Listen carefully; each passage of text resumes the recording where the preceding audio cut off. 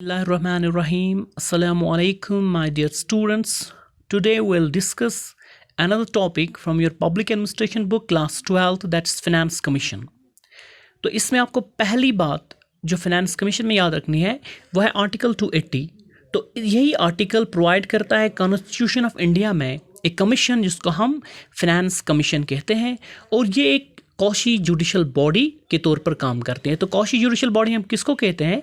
Which can interpret law, a body which can interpret law, जिसको हम कहते हैं कि कोई ऐसी बॉडी जो लॉ को इंटरप्रेट करे, यानी वो एक्ट करे as a court of law, या हम एज जज उसके पास जो पावर्स होंगे. ठीक है, तो उसी को हम कॉशी जुडिशल बॉडी कहते हैं. ठीक है, तो ये आपको याद रखना है इसमें. इसके साथ इसको प्रेसिडेंट साहब जो है वो कॉन्स्टिट्यूट करते हैं. ठीक है, तो कब कॉन्स्टिट्यूट करते हैं? एवरी 5 years, यानी 5 साल, हर 5 साल के बाद, या जब उसको लगे कि इस कमीशन की ज़रूरत है तो ये 5 साल से पहले भी इसको कॉन्स्टिट्यूट किया जा सकता है. ठीक है, ओके. अब कंपोजिशन देखेंगे हम फाइनेंस कमीशन की.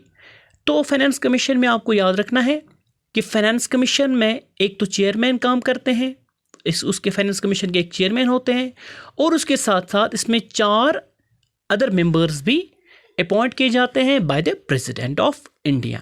ठीक, और ये जो ऑफिस, उनका जो ऑफिस का पीरियड है ये फिक्स्ड नहीं है, बल्कि ये प्रेसिडेंट के ऑर्डर में स्पेसिफाई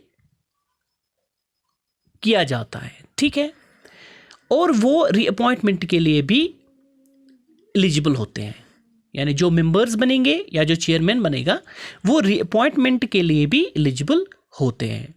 अब यहाँ पर जो कॉन्स्टिट्यूशन है, क्योंकि ये कॉन्स्टिट्यूशनल बॉडी है, इसमें ये पार्लियामेंट को अथोराइज करता है कि वो क्वालिफिकेशंस और उनकी सिलेक्शन जो प्रोसेस है मेंबर्स की कमीशन में, उसको किस तरह से सिलेक्ट किया जाए वो डिसाइड यहाँ पर पार्लियामेंट का काम है. ठीक है, डिटरमाइन करता है पार्लियामेंट. ठीक है, अब इसके साथ साथ जो चेयरमैन है उसकी क्वालिफिकेशन क्या होती है कि वो एक्सपीरियंसड होने चाहिए इन पब्लिक अफेयर्स, यानी एक एक्सपीरियंसड बंदा होगा इंडिया में जो पब्लिक अफेयर्स में बहुत ही एक्सपीरियंसड हो. ठीक है, और जो बाकी 4 मेंबर्स हैं वो कहाँ से आएंगे? वो या जज होगा किसी हाई कोर्ट का, या उसके इक्विवेलेंट कोई भी बंदा. ठीक, दूसरी जो बात आपको याद रखनी है कि एक और बंदा इसमें लिया जाता है जिसको फाइनेंस और अकाउंट्स की स्पेशलाइज्ड नॉलेज हो, ये भी आपको जहन में रखना है. इसके साथ साथ एक ऐसा बंदा जो फाइनेंशियल मैटर्स में एक्सपीरियंस रखता हो एडमिनिस्ट्रेशन में. ठीक, और ऐसा कोई भी बंदा जिसकी स्पेशलाइज्ड नॉलेज हो इकोनॉमिक्स के रिलेटेड. तो इस तरह से 4 बंदे फिर आ जाते हैं, फिर ये कमीशन सेटअप हो जाता है. ठीक है, अब इसके साथ फंक्शंस क्या है फाइनेंस कमीशन के? तो आपको इसमें याद रखना है कि जो फंक्शंस है फाइनेंस कमीशन के, इसमें क्या होता है? Finance commission required to make, ये तो रिकमेंडेशंस देता है to the president of India. अब किन मैटर्स के रिलेटेड ये रिकमेंडेशंस देता है? हाँ, ये आपको जहन में रखना है. पहली बात, जो भी टैक्सेस होंगे, नेट प्रोसीजर जो टैक्सेस के होंगे, वो किस तरह से शेयर होंगे between states and the centre. तो सेंटर और स्टेट्स के दरमियान जो टैक्स शेयरिंग की जो बात है, और किस तरह से एलोकेशन होगी स्टेट्स को डिफरेंट टैक्सेस में, और उन जो प्रोसीड्स का जो शेयरिंग है, जो टैक्सेस की शेयरिंग है, वो किस तरह से स्टेट्स में डिस्ट्रीब्यूट किया जाएगा, ये रिकमेंडेशन देने का काम फाइनेंस कमीशन करती है. ठीक है, इसके साथ साथ जो भी grants in aid, for example जो भी कंसोलिडेटेड फंड ऑफ इंडिया से ग्रांट मिलता है स्टेट्स को फ्रॉम द सेंटर, वो किस तरह से गवर्न होगा, वो किस तरह से डिस्ट्रीब्यूट होगा, ये काम भी फाइनेंस कमीशन करती है. ठीक है, इसी तरह से जो भी कंसोलिडेटेड फंड होगा स्टेट्स में, उनको स्टेट्स में कंसोलिडेटेड जो फंड है स्टेट्स का, वो किस तरह से पंचायत और म्यूनिसिपैलिटीज़ में डिस्ट्रीब्यूट किया जाएगा on the base of recommendations of the जो स्टेट फाइनेंस कमीशन होगा.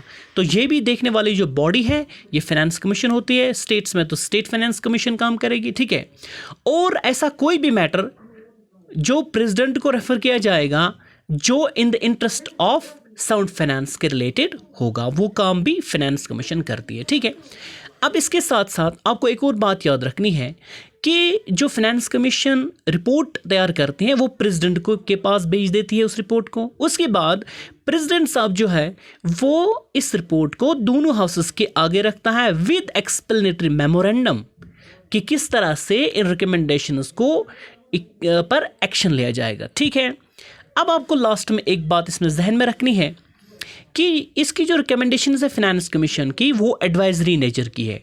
ठीक है, अब मैंने कहा कि एडवाइजरी नेचर, इसका क्या मतलब है कि इसकी जो रिकमेंडेशंस होगी वो फाइनल नहीं होगी, ये गवर्नमेंट तक है कि वो इन रिकमेंडेशंस को एक्सेप्ट करें या ना करें, ये पार्लियामेंट तक है। ठीक है, अब यहाँ पर ऐसा क्यों है, क्योंकि कॉन्स्टिट्यूशन में कहीं पर भी ऐसा नहीं कहा गया है कि जो रिकमेंडेशंस होगी फाइनेंस कमीशन की वो बाइंडिंग होगी गवर्नमेंट ऑफ इंडिया पर या स्टेट्स पर। ठीक है, तो इसके साथ साथ फाइनेंस कमीशन हमारा ये जो टॉपिक था ये कंप्लीट हुआ।